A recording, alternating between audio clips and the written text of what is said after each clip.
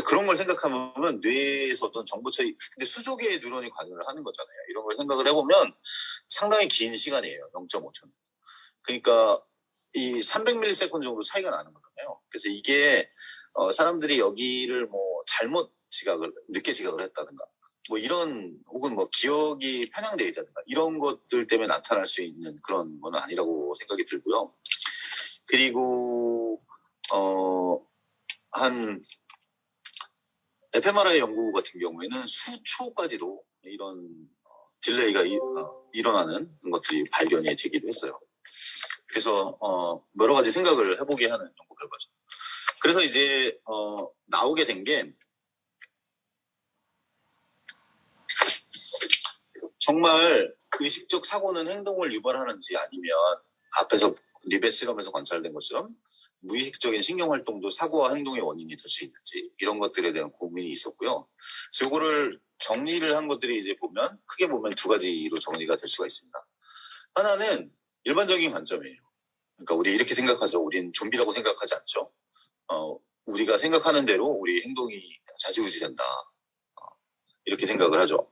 어떤 과정은 자동적으로 진행될지도 모르나 행동을 시작하는 것 자체는 의식이다라는 어떤 인과관계를 확고히 생각하는 이 디사이시브 드라이버 관점이 있고요.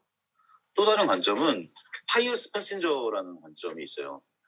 의식이 행동을 목격하고 유발하는 행위자 같지만 그렇지 않은 그 부수적 현상, 느낌이다, 이렇게 주장하는 건데요. 이게 무슨 얘기냐면, 이게 지금 드라이버와 패신저를 쓰고 있잖아요.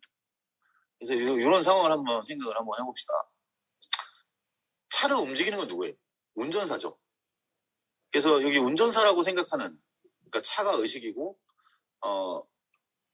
아니죠. 운전사가 의식이고 차가 행동이라고 했을 때, 그게 이제 디사이시브 드라이버 관점인 거고요. 근데 여러분들 이런 경험 해봤는지 모르겠는데, 내가 운전할 줄 알아요. 근데 친구가 운전하는데 옆에 보조석에 앉았어요. 근데 굉장히 급박한 상황이 됐어요. 그러면 브레이크를 밟아야 되잖아요. 근데 사실 내가 아무리 브레이크를 밟아야 앞에 브레이크가 없는데, 내가 조수석에 앉아있으면, 이쪽에 앉아있으면 사실 앞에 브레이크가 없는데 뭐 핸들을 앞만 돌려야 핸들도 없는데, 그렇지만 그런 행동을 하게 되잖아요. 특히 누구 운전을 가르쳐줄 때 더 그러거든요. 근데 정말 진짜 그 도로 주행하는 이런 자동차에는 그런 장치가 돼 있죠. 여기 앉은 사람들이 더 숙련된 사람이니까 아예 이쪽에서도 브레이크를 밟을 수 있는 장치가 돼 있는 차들을 사용하는 걸로 알고 있거든요. 꼭 그렇지 않은 경우도 있겠지만. 근데 이제 보통의 경우는 그렇지 않죠. 근데 그럼에도 불구하고 우리는 막 브레이크를 밟는 행동을 한단 말이에요. 차를 움직이는 건 사실 이 사람임에도 불구하고. 이런 게 의식이 아니냐, 이런 생각을 하는 겁니다. 그래서 이제 질문은, 우리 의식적인 사고가 먼저 오느냐, 아니면 무의식적인 브레인 액티비티가 먼저 시작하느냐, 이런 거에 대한 것들인데요. 이게 사실 뭐 정답은 없는 얘기인 것 같아요. 근데 이제 예전에는 이게 먼저 있고 브레인 액티비티가 나중에 있다라고 생각을 했었는데, 혹은 브레인 액티비티가 곧 의식이다. 그러니까 아까 심신이론론 얘기를 생각을 해보면 그렇게 생각을 했었는데, 리벳 실험 결과 이거에 대한 어떤 타당성을 의심할 만한 증거들이 좀 생기고 있는 거죠. 점점 더 문제를 더 어렵게 만들고, 정말 의식적인 과정과 무의식적인 정보 처리 과정들을 나눌 수는 과연 있는 것인가, 이런 고민들까지 생기게 되는 상황이 돼버린 것 같아요.